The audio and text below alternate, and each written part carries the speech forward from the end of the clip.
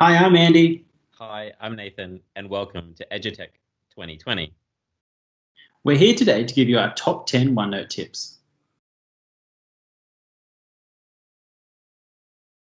Hey everyone, so the first one I'm going to talk about in my top 10 OneNote tips is looking at some basic helpful hints and best practice around using OneNote. So if you are new to OneNote, follow some of these basic rules. So the first one is understanding that OneNote is a live document. It's going to automatically sync and save. So when you're creating work or you're pushing out work to the students or they're actively working on their pages, it is going to automatically sync and update. So you can go in and see what the students are doing at any point. Okay, so that's a really cool feature. You don't have that save feature that you have in Word or having them to send work to you and things like that. It's always going to be there. It's always working in the background.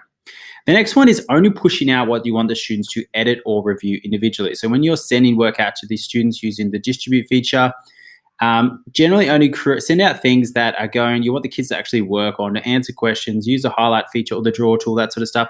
Otherwise, try to keep it in the content library.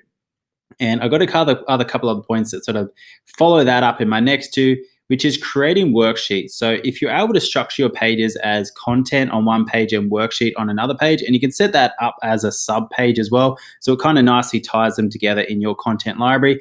And then you only want to send the students a worksheet unless you want them to do some work on the content page as well. Generally only send the worksheet. And the reasons for that is when you're reviewing student work, which I'll talk about in step number 8, is looking at, you want to be able to see the students' work straight away. So when you're using that review student work, you want the questions to be right there at the top of the page.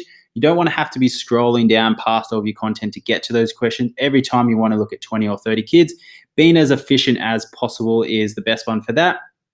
And the other one is for a using OneNote not as a de facto file storage. This is my next point as well, in that when you have a content page and you have maybe some PDFs, some PowerPoints, things like that in there, you don't want to be sending that out to the kids, because if that page is 10 megabytes and you send it out to 30 kids, 10 times 20, now we've got 300 megabytes, and you're doing that over and over again. And some of your OneNotes may be quite big in some of our senior subjects. It's going to all of a sudden start to become really big, and that can become a bit clunky, and we want to keep our OneNote working efficiently as possible. So keeping our larger files and things like that, or even our larger content pages, keeping that in the content library and only pushing out the actual work to the kids we want them to actually do work on. I kind of covered the next point. The next one is only embedding videos, pretty straightforward. So using your YouTube videos and things like that by pasting a link. I'm going to talk about that in number 2, but trying to keep, again, things as efficient as possible with your storage. And the last little tip I have for you is changing the name of your content library. So you do have to keep that underscore there. That's what obviously keeps it at the top of your order. If you take away that underscore, you're going to become a section group down with the students. So keep that underscore there and change it to your first name or your teacher name, essentially. So Mr. Battese or Mr. Richards. That just avoids some of the confusion students have in their early stages using OneNote, or even sometimes they still get confused, especially if your sections are named the same as the student sections are named as some of the sections in the content library. Students often get confused. Why is it read only? Why can't I type in this? That sort of stuff. Changing the name of that just really separates some of the work and your work and their work. Another cool one is, if you don't want to go that far, you can just change this color section. So it might be all the color sections in the content library are set to red, meaning stop. That's not yours. You can't actually write in that. And in their student sections, they're going to have their own default colors that get distributed out. So there you go. That's my first top tip, is some helpful hints and best practice in Microsoft OneNote. For tip number 2, I'm going to talk about embedding audio and video in your pages to really add to the engagement level of your OneNote. So the first one I'm going to talk about is a couple of different ways you can embed audio, and then a couple of different ways you can embed video. The first one is looking at embedding an MP3. So if you have any songs or podcasts or anything of that nature, being able to just add that file and drop it straight into your page anytime, and then being able to click on it, and for you or the students to be able to play. So this is an example of a Triple J hack episode where they talk about credit card and debt, which is really very relevant to a topic I was doing. So the kids are able to sit there and listen to that podcast, or we can sit there and listen to it as a class. The next one is using audio for explanation. So really good for, I guess, our remote learning, hybrid learning, that sort of stuff, or even just giving the students a little bit extra explanation where they can go and listen to that themselves rather than have to ask you all the time. So This is an example of where I've just created an audio and I've embedded that in that just explains what they have to do for that entire worksheet. Now that's just one big audio. Another option is to do multiple audios. So I've just broken up into different questions. So for each question, there is a shorter audio that the student can go in and listen to, and I get a better understanding of what is required for that question. Now we're looking at a couple of examples of how the students can use audio, that insert audio feature. So here's an example of some injury classifications where they had to identify, based on a scenario, whether it was acute overuse, direct, indirect, hard, soft issue. Not only that, but then use the audio feature to then justify why they gave those answers. So a really cool way that you get the kids to actually use that student voice and integrate that as well. Here's another example where the students were creating a public service announcement for around marijuana and the safety and use of marijuana. And the other example I have is looking at the power of radio. So this is an advertising, and get the kids to come up with their own little radio ad. So you come up with some simple, quick ways you can get the kids to use that insert audio, whether it's just to justify or explain an answer or things like that, or if you've got something more creative where they can use that audio tool. So there's 4 quick ways you can use audio. And then we're going to have a little quick look at video. Obviously, the most simple way is just embedding YouTube videos and things like that into video. Often there's videos that are better explained than we can do it, that have animation and things like that to back it up. And that's pretty simple by simply just copy and pasting the URL. That's going to embed that video. You can move it around wherever you want. You can resize it, make it quite large, make it quite small to fit the sort of your OneNote page. The other one is looking at, I use video for flip lessons. So I put my videos, I record myself creating these videos, and I put it into YouTube, and then I paste the link in here, embed it into their OneNote pages, and then sort of distribute that out to the students. They then go through, do some notes, or maybe there's some specific questions, things like that. But using that embed video feature to pre-record some videos, that the students always have access to that. And if you want to go down that flip road option, obviously you can do that as well. And the last one is very similar to the audio feature, is using a video explanation. So again, great for that hybrid remote learning type style, but being able to just do a screen recording of me going through this worksheet and what's actually required for the students in that worksheet is a really cool way to add to that level of engagement. But if you're not there, I'm just going to show or if you you're a away, quick things like that, the students can still have that element of teaching while you're not there. So definitely look at integrating audio and video into your pages. That is my tip number 2.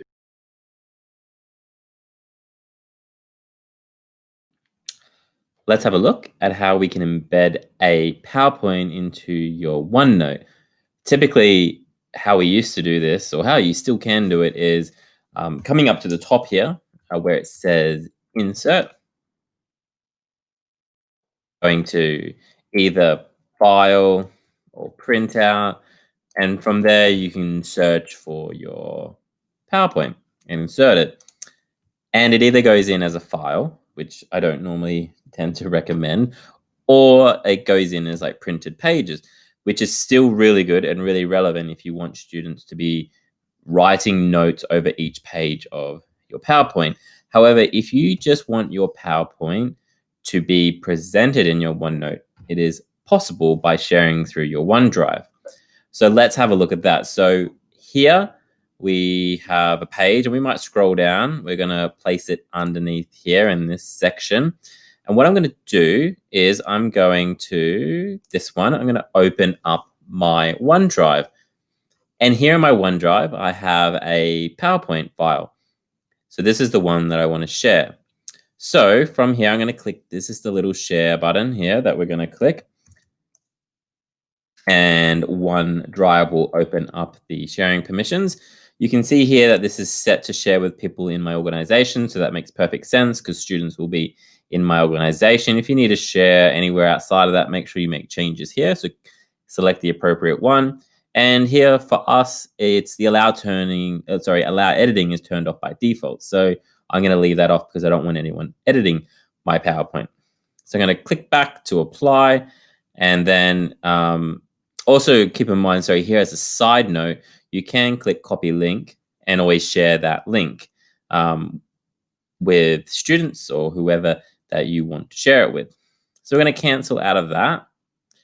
And what we'll notice here is if I just refresh, is over here on this side, it's changed to shared. So now when I open up, there's my PowerPoint. I'm going to come up to the URL bar at the top here. I'm going to click copy. I'm going to go to my OneNote and I'm going to click paste, and it will load. There it is there, and we can click through. This has got 12 slides, and we can click through. So it's important to keep in mind that this is specifically for view only. Okay, kind of people ask a lot of questions about the interactivity side of it, and it's kind of like touch and go sometimes. But I very much do just kind of recommend to people, this is if you just want it as a view only file in your OneNote. Cool.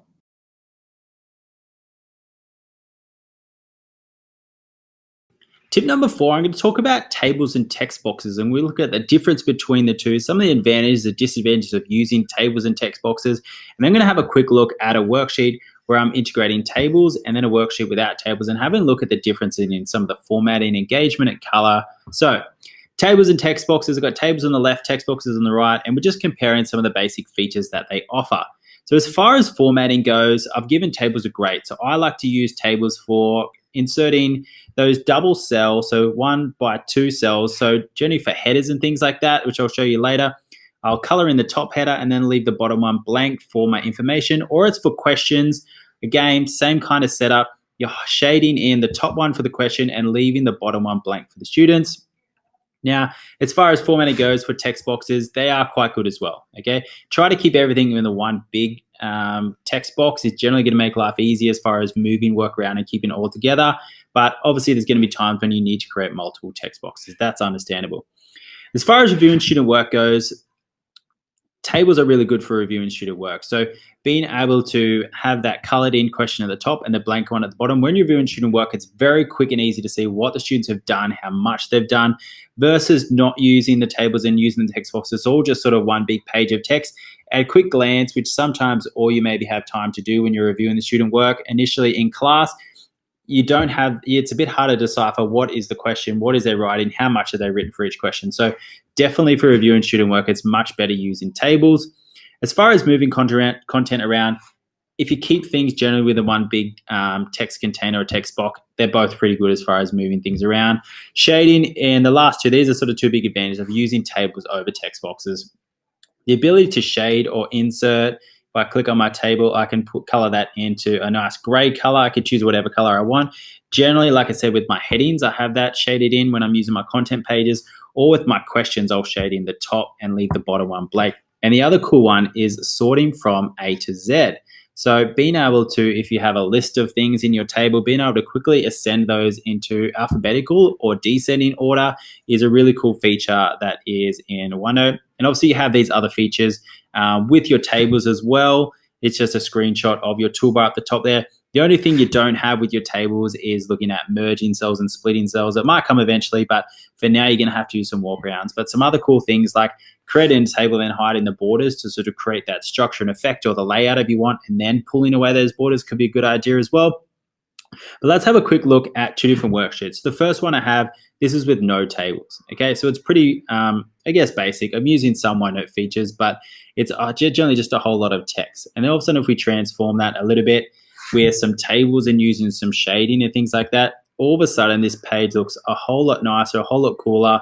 It's got a lot more color. It's very easy. It's got a lot more structure. You can start to see it looks a whole lot nicer than the page before. So one of our big tips to you is definitely making use of tables. And generally your table is within a text box anyway. So I'm definitely not against text boxes. They are great, but making use of tables to create an extra bit of color and flair to your OneNote pages. For tip number 5, I'm talking feedback, and I'm going to show you a couple of quick ways you can integrate feedback into Microsoft OneNote.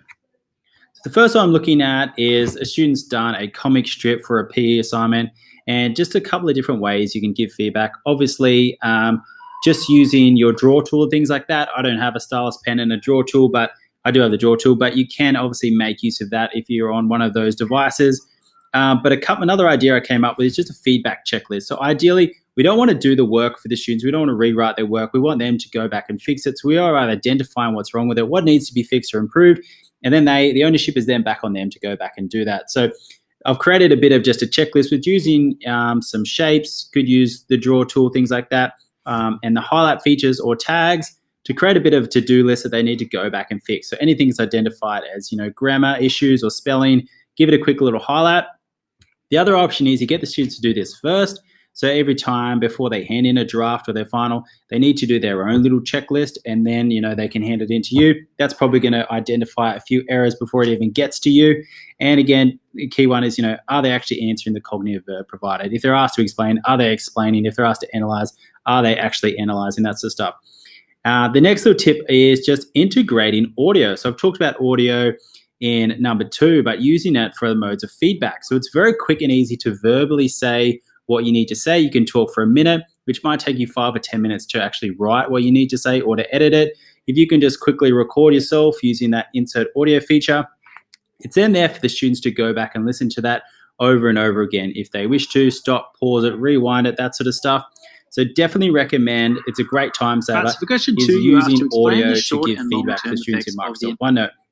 And the other cool one is one I picked up from Steve Crapnell, who's another MIE expert and even an MIE fellow. And it's using emojis to give a little bit of feedback, but also to track the student's work. So when you put an emoji at the start of a student's page, like this little symbol up here, and I've given some of the examples of how you can shortcuts to bring up emojis. But if you bring up that little symbol at the start, now every one of my worksheets starts off with that symbol. I go with that warning symbol and a tick, and then I'll often give out a trophy for someone that does something really good as well.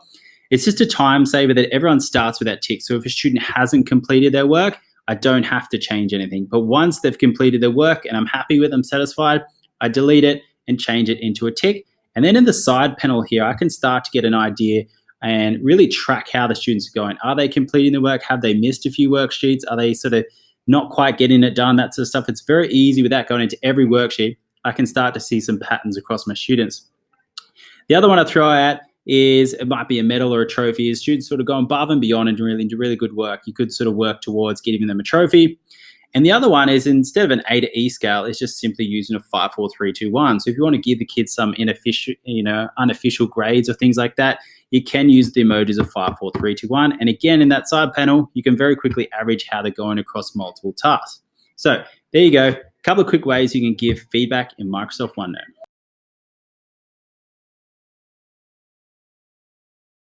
For tip number 6, I'm going to talk about integrating mind maps in OneNote. So I'm going to give you a quick how-to on integrate mind maps and then show you a couple of examples as we start off with quite a basic mind map and then really progress into quite an advanced mind map. We're using a whole lot of OneNote features to create something really cool. So very firstly, obviously, OneNote, great for formatting. It's a blank canvas, so it's perfectly suited for creating mind maps. So whether it's you creating one for the students to map some information, or obviously creating one for the students to be able to map or recall revision type activities.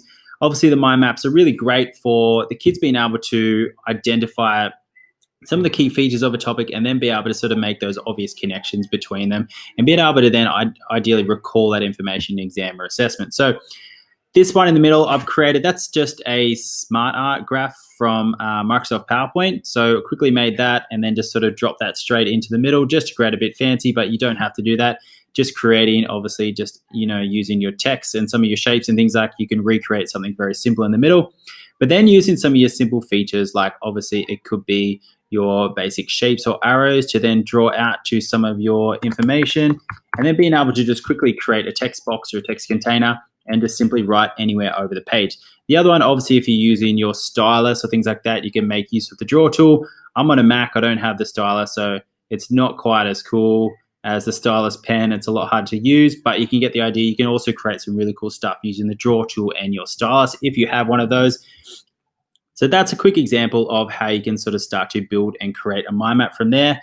Here's an example of one where I've created, this is a very basic mind map for a personal finance unit, where I've just used a couple of the OneNote features. So I've used a table, generally gone with those arrows just to keep things nice and neat, bit of highlighting, and sort of use some of the tags as well in Microsoft OneNote, and just trying to create some of the basic topics in our personal finance unit and creating a couple of examples and trying to show some of the examples and connections between the two. So from there, I'm going to show you now what I like to call an advanced mind map. So we're really looking at adding some more features of our Microsoft OneNote and creating something really cool. So I'm going to make this page full. I'm going to zoom out a little bit so we can just get a full shot of this page initially. Now, this took me a little while to actually create, but you can see it looks really cool. So I've embedded things like videos, I've embedded links, I've embedded links to websites and things like that. Again, using some of my smart art graphs, using some tables, using arrows, things like that. Pictures from, could be Google Images, things like that, and really starting to build a really big mind map and really starting to create something really engaging. And then being able to obviously use that zoom in, zoom out features, we can then sort of really hone in on specific topics. We can look at what a budget is, and then, how a budget connects to types of income. So using those tags with the length, creating that in there, and then showing how that's connected, and how types of income is connected to types of investments and things like that. And then adding in obviously some video explanations, things like that as well, some MP3s, some smart art graphs to really create some color and flair. And you can see we can really start to create a really awesome mind map. So that's what I like to call more of an advanced mind map, but just to show you some of the things you can do with OneNote, or some of the things you can get the kids to start creating. So whether you create that and push that out to the kids as a revision tool, or whether you're trying to push the kids to create some of that sort of stuff yourself. And the last one is just a quick example of using a mind map for a think, write, pair, share. So just being able to identify the students to, obviously the question was, why do people drink alcohol? So they're listing their ideas in blue text, and then recalling their partner's ideas in red, and then the rest of the class in green. So very simple way of integrating a mind map into a very simple question like think, pair, share. So there you go, a very quick and easy way in showing you how you can integrate mind maps into Microsoft. For tip number 7, I'm going to talk about the collab space permissions. It's a really cool feature within the collaboration space where you can section off sections to specific students and allocate who you want to be in that group and who you want to have access to those groups. So this collab space can get a bit messy, can get a bit out of control. So this really gives you that control back in the collaboration space to come up with some strategic group work, and then be able to push the work out to the specific students you want, and even be able to really easily differentiate that work with different groups. So I'm going to quickly show you how to set that up and show you a couple of examples. So I'm going to head across to my Year 8 HPE notebook, and the symbol you're looking for is this Manage Notebooks up here on the top. So I'm going to hit that. It's going to open up a new little pop-up window, and I'm going to get a few options here. You can see I can edit my student sections here, enable my teacher only, but the one I'm looking for is the collab space permissions. Now what this allows me to do, like I said, is create specific sections for some of my groups. I've already created some. You can see I've got group 1, where I have Nathan and Jesse have access to that folder. Group 2, Matt and Troy have access to that one. And I've created some other ones, blue and red, where I've created some of the opposite. So I'm going to go and have a look at blue, and I can see that has Nathan and Troy. So essentially when I want to create a new one, I hit add section, give it a name, and I come up with the students I want to give access to that. Now I can give read-only access to all the other students, which means they can see all the other sections in there, but they can't edit or do anything to sabotage or delete or get rid of anything. So if you do have a need for that, by all means click that. I generally don't, because I like to keep it clean, and I just haven't had an example where I want the kids to be looking at other students' work. But if you untick it, they're only going to see their one section. You as a teacher will see all the sections, but they will only see their own section. But if you do tick it, they will see all the sections that you create. So you can see here, based on however groups you want to set up, it's really quick and easy. And if you want to go in and edit these, if I decide I want Matthew to be added to that group, I simply go in and click his name, and then he's going to also, that folder will pop up for him once it syncs to his notebook. And that's essentially how you create strategic group work. Now, obviously, that was for students, so it's pretty easy to put them into groups. As you're doing 20 or 30, it can take a bit of time and you might make mistakes. So just get the kids to check on their behalf that they should only have one section. Some might have 2, some might have none. You go back into your managed notebooks, and that's a place where you can fix that up. Now I'm going to show you a quick example of a couple of examples for collab spaces. So I've got a couple where I've got assignment groups set up here, and a couple of the examples, some of the students' work where you can just quickly send work to them. And another one I've got is learning teams, where I had strategic colors set out for different groups. But it's as simple as, if I go back to my other OneNote, it's as simple as just copying and pasting the work into those sections. For example, for group 1, Nathan and Jesse, I just copy and paste into their section, and then they now have this worksheet they can collaborate on. And Matt and Troy have the same worksheet. And for example, if Matt and Troy maybe we're a little bit of a weaker group, I can go in and edit their work very quick and easy to allow for a bit of differentiation. So that's a collab space permissions. Definitely make use of that. Tip number 8 is on reviewing student work. So one of OneNote's greatest features is the ability to track the student's work at any time. It is a live document, it's always syncing, it's always saving. So you can at any time go into a student's folder or use the review student work to check on the student's learning and their progress, which is one of the greatest things that you can have as a teacher. So I'm going to go through 2 ways you can review student work. First one is if you just want to review an individual student or a few students, it's just going straight to their private folder and having a look at what you need to look at. And the other one is using the review student work feature, where you want to look at maybe one worksheet or a specific worksheet, but you want to look at the whole class. So I'm going to head over to my 8 HBE notebook here. This is one of my mock notebooks that I've created with 4 wonderful students, Jesse, Matthew, Nathan, and Troy. And firstly, if I want to look at Jesse's work, this is just looking at specifically Jesse. Just go straight to his folder and click on the section you want and have a look at his work and see how he's been going across maybe the last few lessons or that specific lesson. Now, if I want to look at, say, all 4 of my students very quickly or my whole class, I want to use the review student work feature. Now, I have the option to review multiple classes or notebooks. If you have the option to do that, if you run the same class and teach the same thing, you can use that. I'm just going to hit review student work. And I'll go through and firstly, I'm going to choose the section I want to review, and then I'm going to choose the page I want to review. So as it loads, I'm going to click on the marketing unit, and then I'm going to go to the worksheet guarding service case study, and I'm going to hit next. And then you can see, I've got the option, you can see, to lock those pages. That's a really cool feature. If I want the students to be able to no longer work on that, this is a place where I can go and lock that. But if I want to quickly review this worksheet for Matthew Beaton, I can see he's done all of his work. He's done a great job. I can see Troy's work. He's missed question 5. I can see Jesse. As that starts to load, Jesse's done all his work. And Nathan has also done the bare minimum, and he's also missed question 5. So there's a quicker feedback for me. Even out of 4 students, that 2 students maybe didn't understand question 5. Maybe that was a bit difficult. They haven't attempted it, or they didn't get time, but I can very quickly get a snapshot of what my students are doing or not doing during a lesson. So a really cool feature in being able to access and get a quick snapshot of what the student's doing is using that review student work feature, or if you want to review a student individually, go straight to their private folder. And that's reviewing.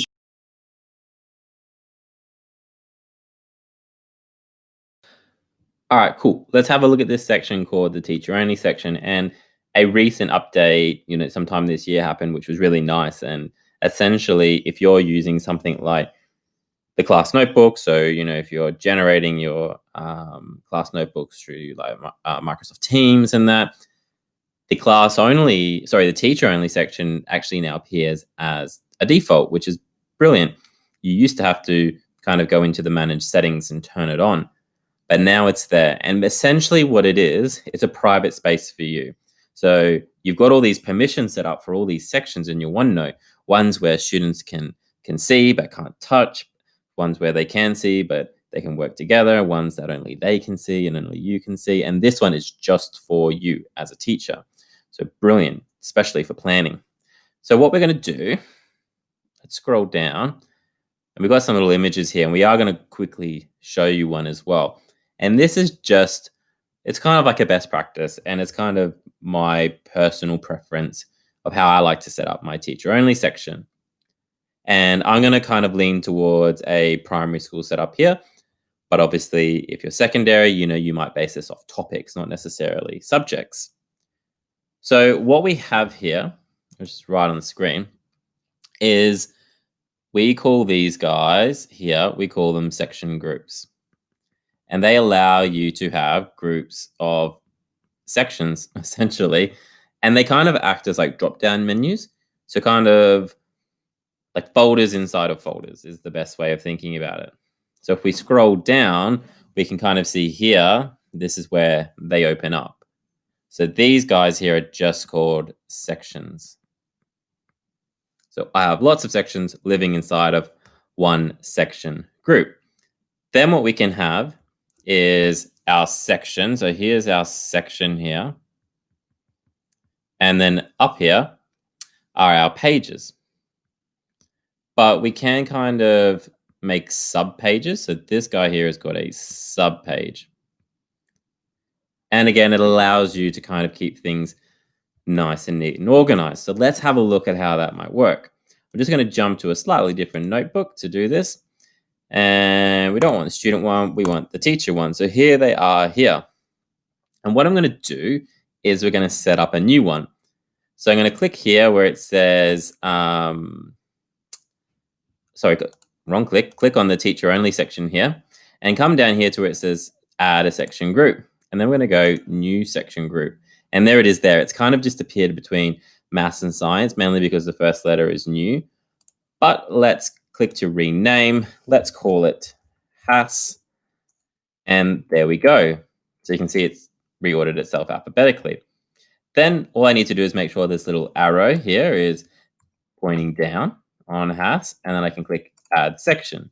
And this is where typically I say to most people, I'll come in and I'll type in my term, so on and so forth.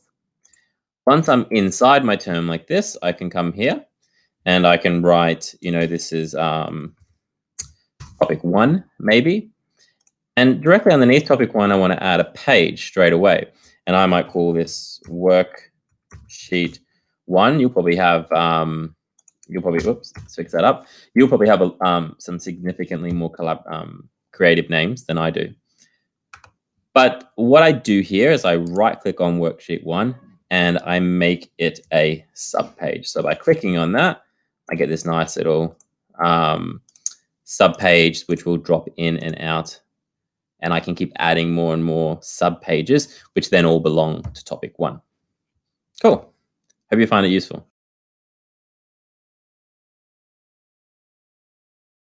All right, tip number 10. Let's have a look at Immersive Reader. For me, it's like the birthplace of Immersive Reader. OneNote kind of almost has everything in it, which is great. It's a learning tool at the end of the day. It's brilliant. We use it day in, day out with students, and it's a very powerful tool as well at the same time.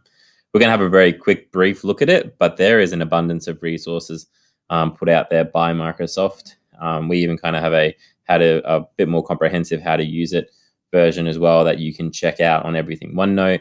But let's have a look. So I'm going to click here, and here I have some text. I've just taken a very small passage from a children's book called Don't Let the Pigeon Drive the Bus. And what I'm going to do here in View, I'm going to click on Immersive Reader. So let's click on that.